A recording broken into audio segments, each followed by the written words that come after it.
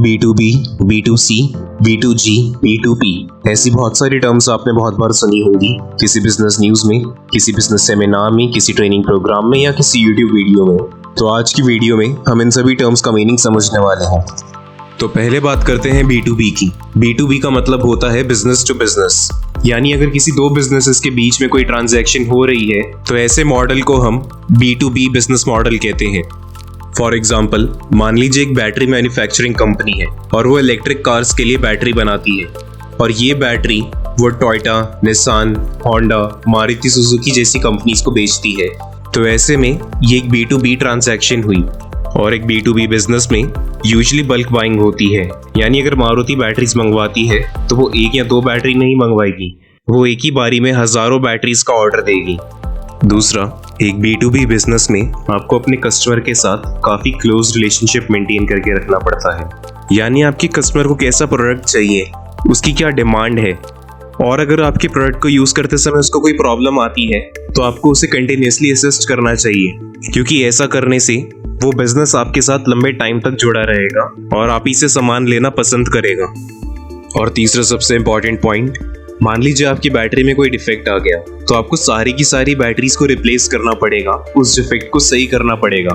तो ऐसे में आपको काफी हेवी लॉस होगा। हाँ, लेकिन अगर आप कोई सॉफ्टवेयर कंपनी है जैसे सेल्सफोर्स हो गई तो ऑब्वियसली आपको उतना लॉस नहीं होगा। पर अगर आप कोई फिजिकल प्रोडक्ट सेल करते हैं तो लॉस होने के चांसेस थोड़े ज्यादा बढ़ जाते हैं। तो यानी एक B2B बिजनेस में जो रिस्क ऑफ डूइंग बिजनेस है वो मीडियम से हाई रहता है। तो अब बात करते हैं B2C की। तो B2C stands for business to consumer. इसका एक बहुत अच्छा एग्जांपल है कोका कोला। कोका कोला बहुत सारे रिटेलर्स के थ्रू आपको अपना प्रोडक्ट बेचता है और ऐसे टाइप के बिजनेस मॉडल्स को हम B2C बिजनेस मॉडल कहते हैं। और B2C बिजनेसेस में बल्क बाइंग नहीं होती और B2C बिजनेस में आपका एक स्ट्रॉन्ग डिस्ट्रीब्यूशन नेटवर्क होना चाहिए ताकि आप ज्यादा से ज्यादा दुकानों तक अपना प्रोडक्ट पहुंचा पाए, क्योंकि अगर आपका प्रोडक्ट दिखेगा नहीं तो बिकेगा भी नहीं। और तीसरा, एक करेक्ट फीडबैक लूप बनाना बहुत ज्यादा जरूरी होता है। मान लीजिए आपकी एक चॉकलेट कंपनी है, अब आपकी चॉकलेट का टेस्ट किस कस्टमर को कैसा लग रहा है, उसे इम्प्रूव कैसे करे, एक ऐसा फीडबैक सिस्टम बनाना B2C बिजनेसेस में बहुत ज्यादा डिफिकल्ट होता है। अब हम आते हैं अपनी थर्ड कैटेगरी के ऊपर, जो कि है B2G।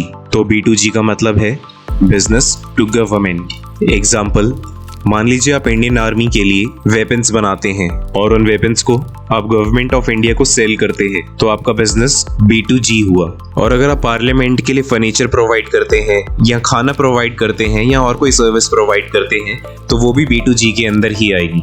अब चौथे नंबर पर चलते हैं, जो कि है B2B2C, यानी बिजनेस टू कंज्यूमर। इस टाइप के मॉडल में आप किसी एक बिजनेस की मदद से जिसका ऑलरेडी कस्टमर बेस बना हुआ है उसके कंज्यूमर्स को सामान बेच देते हैं। अब इसको इजीली एक्सप्लेन करने के लिए मैं आपको एक बहुत बढ़िया एग्जांपल देता हूँ। मान लीजिए आपकी हेल्थ इंश्योरेंस की कंपनी है और अपनी इंश्योरेंस सेल करने के लिए आप रिलायंस कंपनी के पास जाते हैं और वहाँ के मैनेजर को कन्विंस करते हैं कि रिलायंस के एम्प्लॉयज के लिए आपके पास बहुत ही अच्छी हेल्थ इंश्योरेंस है जिससे रिलायंस के एम्प्लॉयज को बहुत ज्यादा बेनिफिट होगा। और ऐसा कर कर आप बहुत सारे रिलायंस के एम्प्लॉयज को अपनी हेल्थ इंश्योरेंस बेच पाते हैं। तो दोस्तों, इस बात को अच्छे से समझे कि आपने रिलायंस कंपनी को हेल्थ इंश्योरेंस नहीं बेची, आपने रिलायंस कंपनी जो ऑलरेडी एक बिजनेस है उसकी मदद से कस्टमर्स ढूंढ लिए जो आपसे हेल्थ इंश्योरेंस बाय कर सकें। और ये एक बहुत ही पावरफुल बिजनेस मॉडल है, क्योंकि आपको एक ही बारी में बहुत सारे कस्टमर्स मिल गए जो आपसे हेल्थ इंश्योरेंस बाय कर सकें। तो ऐसे में कस्टमर एक्विजिशन कॉस्ट बहुत ज्यादा कम हो जाती है, वरना इतने सारे कस्टमर्स को ढूंढने के लिए आपको मार्केटिंग पे बहुत ज्यादा पैसा खर्च करना पड़ता।